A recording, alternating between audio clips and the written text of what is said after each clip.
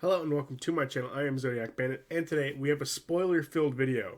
So if you're not caught up with Campaign 3 yet, I would go watch a different video of mine that's less spoilery. Maybe watch the recaps and catch up through those. Or watch all of Critical Role. Up to you. But if you aren't caught up and don't want to be spoiled, I'll see you later. Peace. So for the rest of you who are still here and willing to watch it, whether you are caught up or you don't care about spoilers, we're discussing if the Campaign 1 characters of Vax and Keyleth and the Campaign 2 characters of Beauregard and Caleb Widowgast are still alive after the events of episode 51, and what the consequences are and what I think will happen for each of them if they are or aren't. So let's get into it. So I want to come at this at a few different perspectives, one being a player perspective and a DM perspective, and the other being a storytelling perspective. So I'm going to start with the player perspective. How would Liam and Marisha feel about any of these characters being dead? And fortunately for us, we actually have an answer to this. On one of the most recent episodes of Four-Sided Dive, they were asked how they feel if these characters were dead.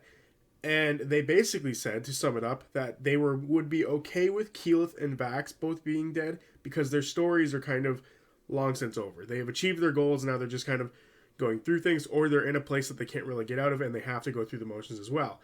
Whereas Caleb and Beau still have things to achieve, still have the majority of their lives ahead of them. So that's how they sort of felt about these characters. They said Keyleth and Vax, if they were dead, they would be willing to let them go way more than they would be willing to let go of Caleb and Beau. And as a DM, if I hear that from my players, that's almost all right, sick. I'm going to be able to do this and not upset my players, and I can still keep some of these characters around without killing all of them. And the events of my game are going to feel impactful still because now I can kill off these characters without at least my players getting upset. Now, of course, Critical Role is a little different, and there's the whole viewership to worry about. And obviously, if people were to kill, or if he were to kill off Vax and Keyleth, he would piss off a lot of fans. If he would kill off Beau and Caleb, he'd piss off a lot of fans. So it's kind of an interesting balance for Critical Role to try to figure out what would be appeasing to everyone. But with the players giving their sort of blessing to kill off Vax and Keyleth, it's kind of the only option of murdering these characters, I guess, from a DM's perspective. These are the two characters who have been given the okay to kill. So that was the player DM perspective. Now I'm going to look at a storytelling perspective of who out of all these characters would be like the ones to kill off if I were to kill them off. And it's pretty simple for me. It's probably Vax or Keyleth, just like the players. They said story-wise that Caleb and Beau do still have stuff to do, whereas the others are kind of just going through the motions of their life, guiding people to the afterlife for their Raven Queen and protecting Zephyra and pretty well the rest of the world. But as far as Caleb and Beau, they still have lives to live, jobs to do, people to put behind bars, and it's just a little bit more going on for them. Now, killing them off is still an option. Not everyone gets the happy ending or gets to fulfill their dreams, but as far as D&D goes, you want to see those characters at least get closer than what they are, and they have gotten close to put Trent away, but lewdness is still there, so that little bit of satisfaction of either dying knowing lewdness is screwed or dying after is a little bit more fulfilling for a lot of players and for a lot of viewers. So those two are probably pretty safe.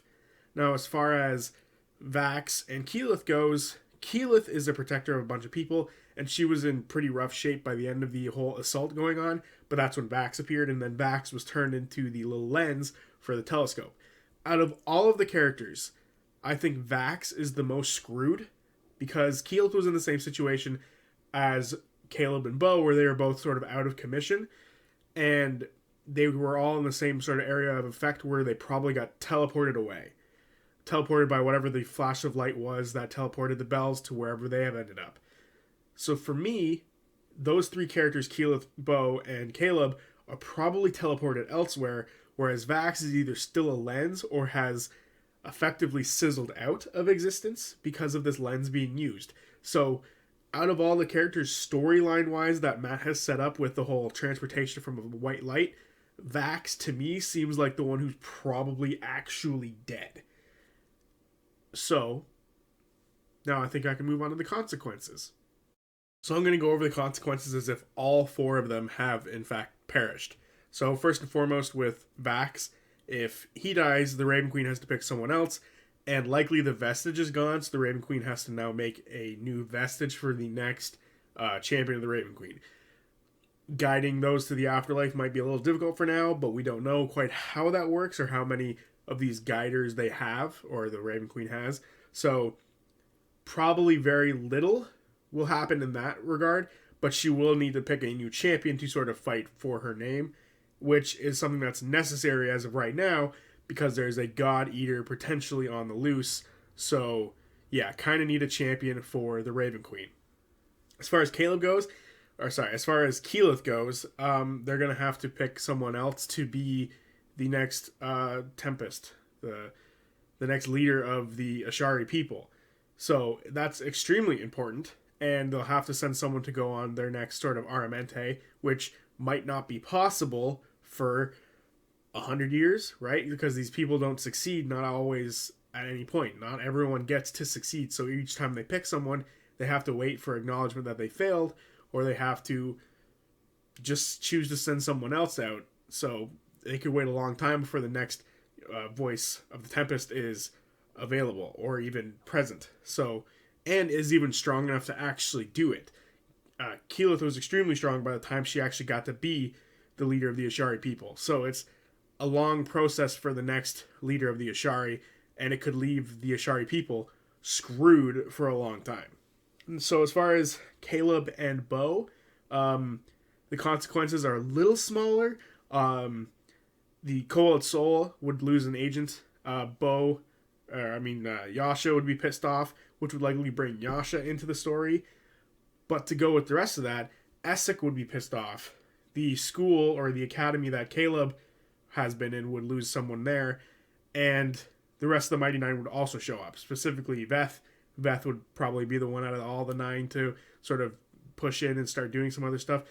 But it's very well likely that the entirety of the Mighty Nine would, with these two's death at the hands of lewdness, would get really pissed off, come together, and start fucking shit up. They would probably come in and start making more waves in the current Campaign 3 story or landscape. So those are the consequences for if all of them die.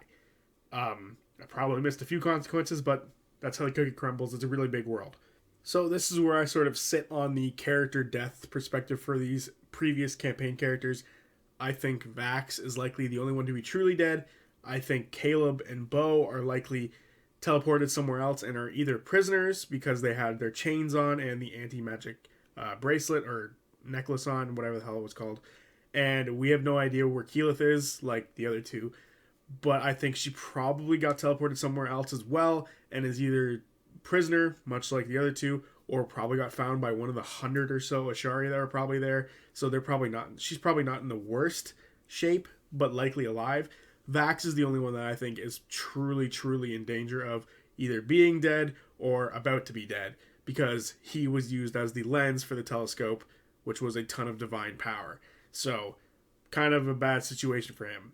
I think a portion of, and it's actually kind of funny that we don't see anything from Orym and Laudna right now, i.e.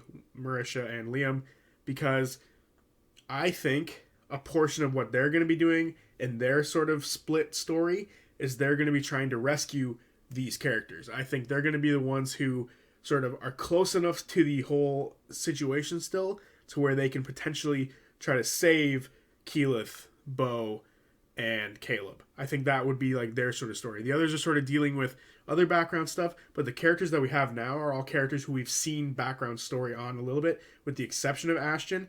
But I think Ashton is a much more forward-thinking character and sort of doesn't care much about their past, even though they kind of do at the same time. They kind of want to put on that facade that they don't. So I think it's very likely that these characters, the B team, the team we don't know where they are yet, are the ones who will likely be invested still within the whole Rudis Moon thing more closely, much more closely, because they could still see it. So that's just what I think. Let me know what you guys think in the comments below. Let me know who you think is dead, if you think anyone is dead, or if you think a different combination of people are dead, because I only think one of them is truly in deep shit. So let me know. And yeah, sorry if I sound really nasally or whatever. I don't know if it's allergies or if I'm sick or something, but something's going on. So anyway, yeah. I'll see you guys on Friday for the next recap video. Peace.